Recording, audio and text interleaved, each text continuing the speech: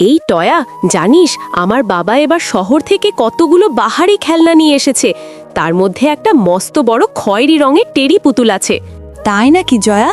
Teddy পুতুল তো খুব নরম আর তুলতুলে হয়, ওটা জড়িয়ে ধরে ঘুমালে নিশ্চয়ই খুব আরাম লাগে।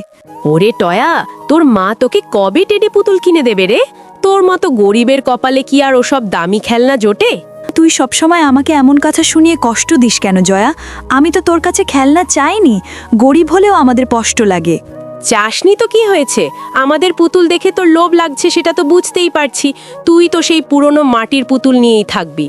আমি গরিব হতে পারি, কিন্তু অন্যের জিনিসে আমার লোভ নেই জয়া। তুই আমাকে এভাবে ছোট করছিস, এটা কি বন্ধুত্বের কাজ? শোন টয়া, যদি টেডি পুতুল কিনে বিছানায় সাজিয়ে রাখতে না পারিস তবে আমাদের সাথে আর ঘুরতে আসবি না। তুই আমাদের লেভেলেরই না। তোর কথাগুলো তীরের মতো বুকে বিঁধছে জয়া। বন্ধু হয়ে কেউ কাউকে এভাবে অপমান করতে পারে আমার জানা ছিল না। বন্ধু হতে গেলে সমানে সমান হতে হয়। তুই আমাদের যোগ্যই না, তাই মিছেমিছি আশা করিস না। ঠিক আছে জয়া, আজ থেকে তবে আমি আর তোদের সাথে ঘুরবো না। নিজের সম্মান বাঁচিয়ে চলাই আমার জন্য মঙ্গল। মা, ও মা, তুমি আমাকে এবার একটা বড় টেডি পুতুল কিনে দেবেই দেবে। আমার খুব ইচ্ছে করছে মা। মারে, শরীরটা বড্ড অসুস্থ কয়েকদিন ধরে, কোনো কাজেও যেতে পারিনি। ঘরে একদানা চাল নেই। এখন আমি তোকে খেলনা পুতুল কোত্থেকে দেব? না মা, না দিলে আমি এবার বড্ড মন খারাপ করব। জয়া আমাকে খুব অপমান করেছে মা, বলেছে আমি কোনোদিন টেডি পুতুল হাতে ধরতেও পারবো না। জয়ার কথায় কান দিস না সোনা, বাজারে এখন সব কিছুর অনেক দাম। মা সুস্থ হয়ে কাজে গেলেই তোকে সুন্দর একটা পুতুল কিনে দেব, কথা দিচ্ছি। জয়া বলেছে আমি গরিব বলে কোনোদিন টেডি পুতুল নিয়ে খেলতে পারবো না। আমি কি আসলে এতই দুর্ভাগা মা? তুই তো জানিস আমাদের অবস্থা মারে। মা খুব চেষ্টা করছি তোর মুখে হাসি ফোটাতে। একটু ধৈর্য ধর সোনা, সব ঠিক হয়ে যাবে। যদি তুমি এবার আমাকে টেডি পুতুল কিনে না দাও তবে আমি বাড়ি ছেড়ে অনেক দূরে চলে যাব। আমি আর কারো অপমান সইতে পারছি না। মারে, তুই এমন কথা বলিস না, আমার বুকটা তো ফেটে যায় এসব শুনলে। আমি আজই বাঘিনী দিদির কাছে যাব বকেয়া মজুরি আনতে। তুমি কি সত্যি আজ পুতুল কেনার টাকা নিয়ে আসবে মা? আমাকে আর জয়ার সামনে ছোট হতে হবে না তো? তুমি কথা দাও আমায়। আমি আমার সাধ্যমতো চেষ্টা করব মারে, তুই মন খারাপ করিস না। আজই আমি একটা ব্যবস্থা করছি, যেভাবেই হোক। তুমি আমার লক্ষ্মী মা, আমি জানি তুমি ঠিক ব্যবস্থা করবে।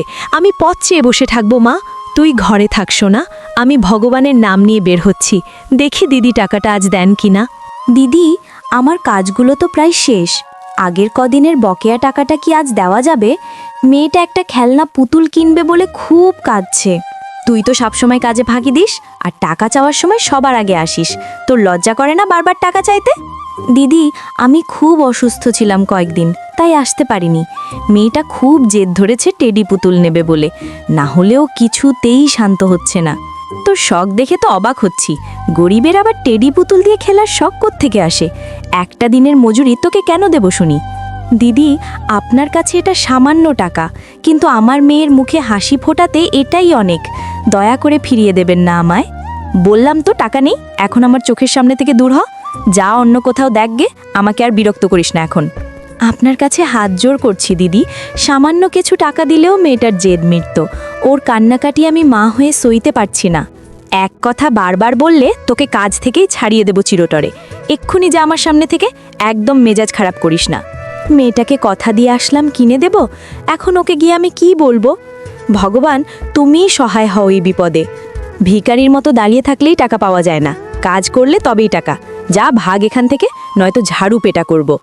আপনি এত নিষ্ঠুর হবেন না দিদি, অভাগার আশীর্বাদ বা অভিশাপ খুব লাগে। আমি চললাম, ভগবানই আপনার বিচার করবেন। বেশি বকবক না করে দূর হ বলছি। নিজের কাজ ঠিকমতো করতে পারিস না, আবার জ্ঞান দিতে আসিস। মাও আমাকে টেডি পুতুল কিনে দিতে পারল না। আমি আসলেই অনেক অভাগা। মা মনে হয় টাকা পায়নি। জয়া ঠিকই বলেছিল। কিরে নাতনি, এই ভর দুপুরে বনের ধারে বসে চোখ দিয়ে জল ফেলছিস কেন?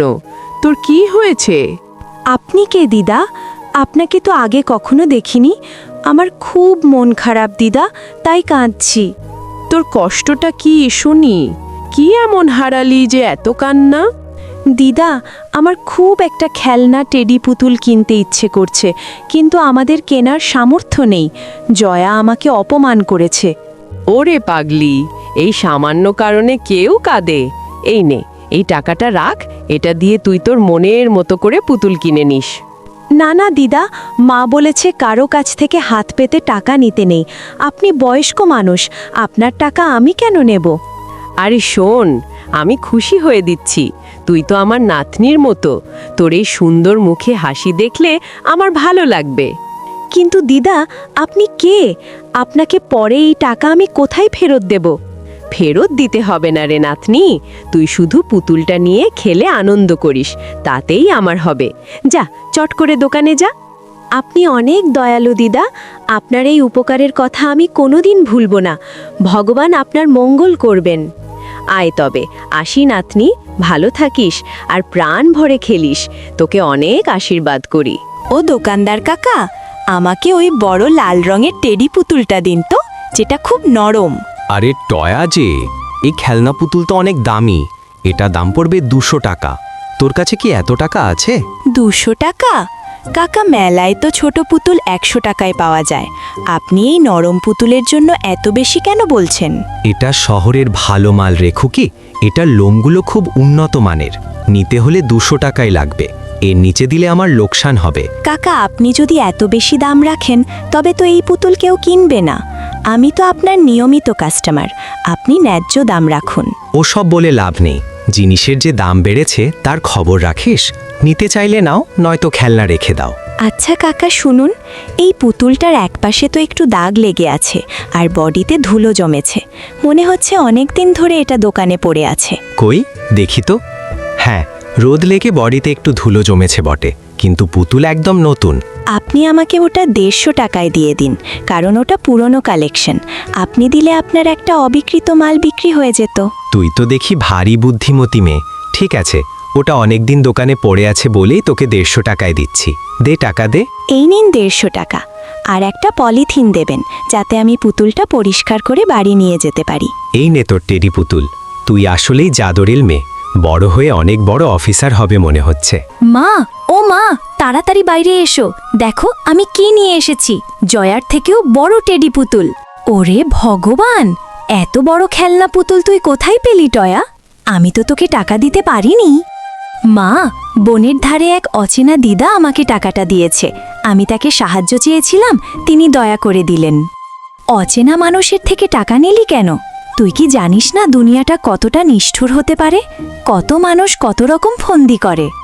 দিদা খুব ভালো ছিল মা, অনেক বয়স হয়েছিল তার, সে আমাকে নাতনি বলে ডেকেছে, তাই আমি না করতে পারিনি।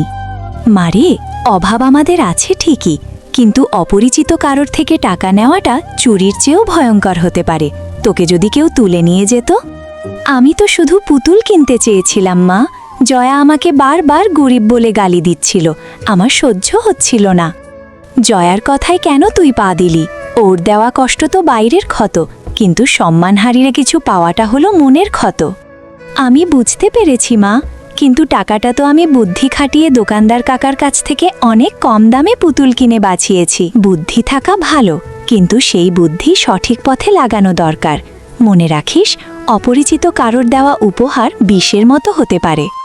মা, আমি কান ধরে বলছি, আজ থেকে আর কোনোদিন তোমার অনুমতি ছাড়া কারোর কাছ থেকে কিচ্ছু নেব না।